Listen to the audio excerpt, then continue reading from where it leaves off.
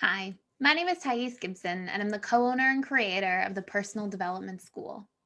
This is your daily breakthrough video, and in this video, I want to talk to you a little bit about what the fearful avoidant can do to understand the root causes of why they feel disconnected in their relationships, which often causes them to then deactivate. And also, how you can communicate when you're feeling disconnected to a partner using sort of conflict resolution skills and tools so that you can have a healthy conversation around this particular topic.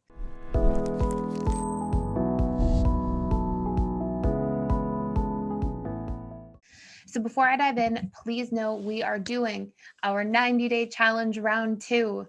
And for our recent email survey that we put out for participants who did the 90-day challenge, for people who completed 2 courses per month and the workbooks assigned, each course is roughly like an hour and a half to 3 hours, depending on the specific course. And then, of course, there's like workbook exercises and stuff, but that's the like recorded content length. So when they completed the 2 courses per month, the workbooks, and joined in for 2 live webinars per week, all the webinars are about an hour long, or I say an hour, but then usually I stay for 2 hours or like an hour and a half because they're honestly so much fun and they're all over Zoom and it's really nice. So for people who completed those things, we had 96% of people report becoming significantly more secure in their attachment style. And that was the highest rating that was available on that survey. So that was exciting news. And we're doing 90-day challenge round two beginning on March 1st, 2021. So by the time you're seeing this video, just in about 10 days or so. You can jump in early, get organized. And it's a great thing to put your energy towards if you feel kind of stuck and unmotivated, or just, I know it's a funny time of year still. So it's a great opportunity as well to connect with community and all that stuff. And we still have a money back guarantee. If you dive into the school and you're not over the moon about it, for whatever reason, that is something that's available. So check it out. And let's talk about this video. So fearful avoidance, they have something really interesting that happens. And I've outlined this before in a different video, but they can feel disconnected in their relationship, and it can be for a number of different reasons. Things like not having their needs met, not speaking up about their needs and feeling like their needs are understood. Feeling disconnected from themselves is such a big one, which they then kind of project into the relationship dynamic, because the more disconnected they feel from themselves and the more like repressed they feel and on autopilot they feel, and sort of like numb or just not like intentional and clear about their life and motivated and inspired, the more that naturally like sort of transfers into the relationship with another person. And so what ends up happening is the fearful avoidant will then feel disconnected from themselves and kind of project that onto their partner and feel disconnected from them too. And then what takes place often for the fearful avoidant, specifically, is then the fearful avoidant will deactivate most of the time. And sometimes they will become anxious, but more often than not, they feel disconnected. They, for whatever reason as well, tend to assume that that feeling of disconnected is like them wanting more connection. And then when their partner doesn't action more connection or doesn't see or feel disconnected the way they do, they actually often interpret that as like a feeling of rejection. Like, oh, I want more in the relationship and you don't, so it's like you're rejecting me. And then because they're feeling rejected, that then usually turns into them pushing their partner away and deactivating. And this is like a painful event that fearful avoidants go through. And it's often something that happens when they're sort of swinging through that like ambivalent cycle from anxious to avoidant. And that whole entire thing can be like a little bit draining, a little bit frustrating, very depleting, for the fearful avoidant in particular.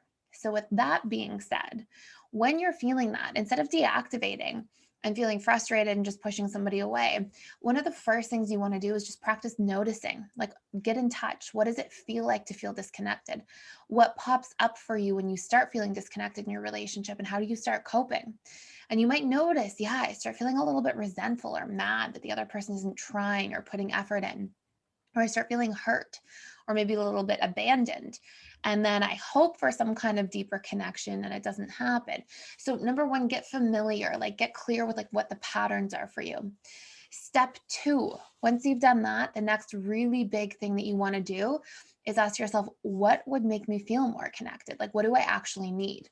And for fearful avoidance, it's usually like quality time, physical touch. It can be words of affirmation, but usually not as much. It's more about like deep conversation, vulnerability, sharing kind of feelings, maybe planning ideas, being present with each other, doing something new.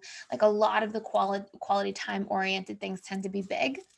And especially when there's that like deep conversation vulnerability component, or even like having fun but being present together can be big for fearful avoidance as well. So get clear. Maybe it is validation or reassurance that you're needing, or words of affirmation at some point. So remember, it's like up to like what you're feeling and needing. And then number three, have this conversation and say to your partner, or even if it's a good friend or a loved one, say to this person, hey, I'm really feeling like I value our time together. And I don't think we've been getting enough of it lately. I'm starting to feel like we're like disconnecting a little bit. And I would love to plan something that we can do as a couple or as friends or as a unit or whatever it might be.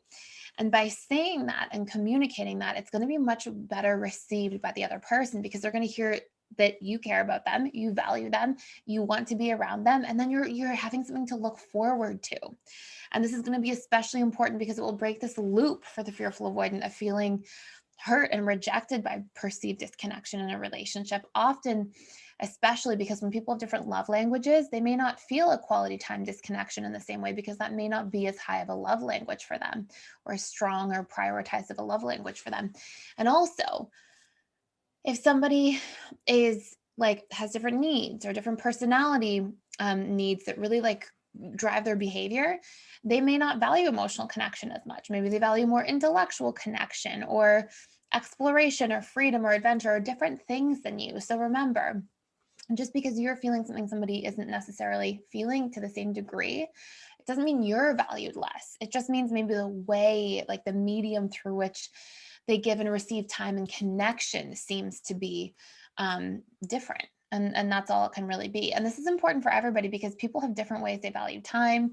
People have different, like, sort of priorities they assign to what it means to be connected. For some people, it's having consistency in the communication. For some people, it's traveling together and adventuring together. For some people, it's giving gifts to one another. So it's important to get clear about what that is for you, what that is for your partner, and then practicing having that conversation is huge in relationships. So hopefully this all makes sense. Thank you for watching. Thank you for being here. Please like, share, and subscribe if you're getting a lot of value out of this channel, and I will see you in the next video.